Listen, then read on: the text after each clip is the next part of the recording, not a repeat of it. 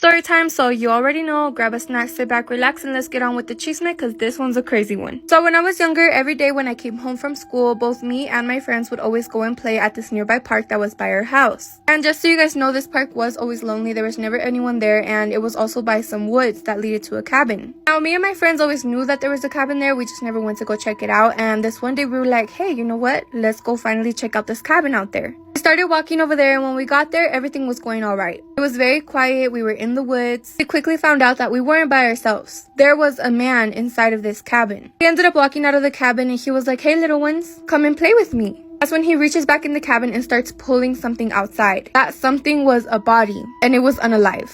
He looked at us while holding this body, and he was like, do you guys want to come and play with us? This is my friend. Trigger warning for everyone because I don't want them to take down this video, but he proceeded to take out a knife from his pocket and he took off the head. After we seen that, of course, me and my friends booked it. We started running. Like I said, me and my friends booked it. We were literally sprinting. Like, we were just trying to get out of there as soon as possible. And of course, this man literally just basically committed a crime in front of us, so he wasn't just gonna let us run away. He, of course, started chasing after us. So while we're running, this maniac is literally right behind us, and we hear him go, there's no point in running. There's a gate right there. There's gates at the end of the pathway. It was almost like he was taunting, you know? So me and my friends started running faster and faster. Thankfully, we were able to get out of the woods and away from that crazy man. Since we already knew the way in, we knew the way back out. We ended up leaving the park, and me and my friends decided to go to my house. We get there, and the news was already on, and there was a report of a man who had escaped jail, and he had killed somebody, and police ended up finding the body at the cabin that me and my friends were literally at. The police ended up wanting more information about what we saw and what the old man told us, and ever since then, me and my friends haven't been left alone. And my parents and my friends' parents as well are always keeping an eye on us, even when we go to play, even if there's nothing going on. And shortly after this situation happened, that park was taken down, so it's no longer there anymore. Okay, back in 2016, I moved into a new apartment on Melrose Avenue. I was right by Paramount Studios, and it was like living the dream. I started noticing weird things. Like every time I came out of my apartment, my neighbor would come out of his apartment, and he was in the floor below me, so he could directly look up at me when I was coming out of my apartment and walking down the stairs. Me being a perceptive woman, I realized that he was doing that on purpose. It's not like I was like, oh my God, how funny, he's just coming out at the same time I am. No, girl, every single time coming out at the same time I did. And why? Because I tended to wear a lot of dresses and skirts like you normally do. You know, there's nothing wrong with that. One day I come out of my apartment and he's there again, standing at his door in boxer shorts and his gut hanging out, staring at me underneath my skirt. So I look down at him and I'm like, hi, what's up? What are you looking at? He decides to not say anything and just stares at me. I go downstairs and I stand in front of his door and I can see his wife is in the back. And I say to her, hola, ¿cómo está? That's when he's like, okay. Sorry, look, I just think you're really pretty. His wife is like listening to the conversation and didn't say anything, which leads me to believe that this guy probably is, I can't assume, for you to flirt with another woman in front of your wife, that's a form of abuse, you know, legit.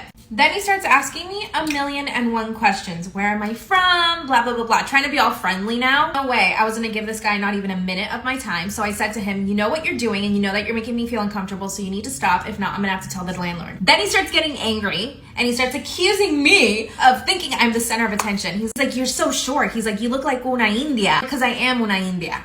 Long story short, I ended up moving out because I was just too uncomfortable. Like, who wants to live in a situation like that? And the biggest lesson that I learned was that I can't just be nice to people just because they're my neighbor, because you never know what their intentions are. People have always ulterior motives, especially if it's a male and you're a female living by yourself. You don't have to be nice. You don't have to be nice to anybody just because. Like, be nice, but don't make yourself available for conversation to somebody that you don't know.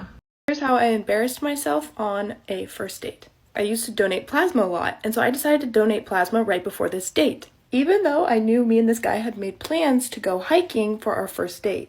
Hinge date was basically running up the freaking mountain, and I could not keep up to save my life. As we're hiking, all of a sudden I get hit with this wave of nauseousness. I'm like, I'm about to throw up, like on a first date, this is gonna be awful, like I'm gonna puke. And then the whole mountain starts spinning. And at this point I was like, I'm just gonna sit down for a second. I met this guy like 5 minutes ago, so I didn't want to tell him like that I suddenly was like super sick feeling. While I'm sitting on this rock trying not to vomit, He goes, "What'd you do today?" And I was like, "Well, I donated plasma and I don't think it was a very smart idea." Feeling passes and we continue hiking, but then it comes again. And the second time I'm like, "Yeah, can we just go like hike down the mountain?" And so we did. Since our hike was so short, he asked to go get dinner. And I was like, "Sure." At dinner though, all of a sudden my stomach started severely cramping in knots while I'm trying to eat my food. I excuse myself, go to the bathroom. I come back and I just tell him this time, I was like, "My stomach is in so much pain right now. Like, I don't know what's going on." And I'm like trying to hold a conversation. Meanwhile, I'm like hunching over and like squirming in my seat. He could definitely notice, like, my face is probably very distressed looking. I start feeling better, so he asks me if I want to go soak in his hot tub after dinner, and I say yes. My stomach started cramping again though when we got into the hot tub, and so I'm like kind of hunched over, and he's like, "Why are you sitting so weird?" And I was like, "My stomach is bothering me again."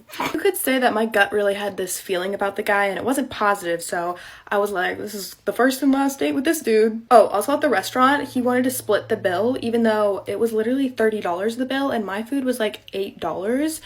And he was the one who invited me out, so that just gave me the ick, and I was like, no. I give him a hug goodbye and say, "It was nice meeting you, sorry I was sick the entire time," and out of nowhere he just goes, like, there was no eye contact, there was no moment, just coming for my face, and I literally just jerked back and I was like, "Oh, no thanks."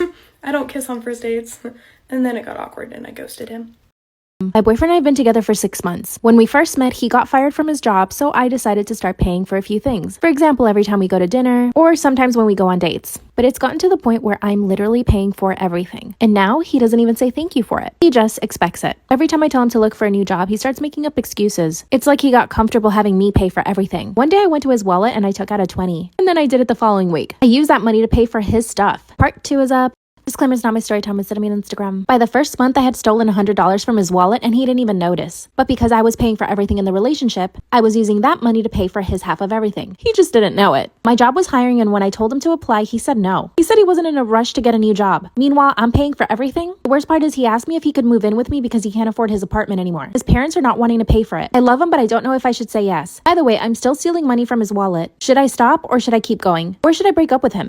One girl that I used to be friends with, she has been preying on my downfall for the past 9 months. When me and her were friends, I had like 80,000 followers at the time on my other account, and she thought that was the greatest thing ever. Whenever we met someone new, she'd be like, "This is Cece, she's famous on TikTok," and she knew it would like make me feel awkward and like embarrassed because it was just weird, and she was obsessed with it. Sometimes I felt like the only reason she thought I was cool was because I had a following on TikTok. We had a friendship fallout because I found out she had slept with the guy that I was now dating. I started focusing on myself and my account literally grew so fast. The bigger and bigger my account gets, the more pissed off she gets.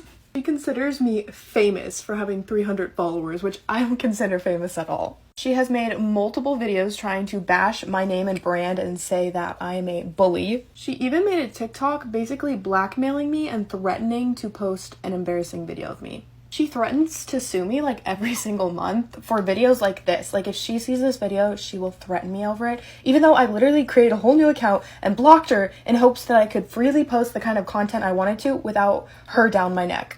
I respect her privacy, and even though she's done some heinous things to me, I never show her face, name, or username in any of my videos, but she knows they're about her because she did the things to me that I'm talking about. If I ever become like super popular or like famous, I know for a fact she's gonna be making videos exposing the well-known influencer Cecilia Fails. Like, I can already see it.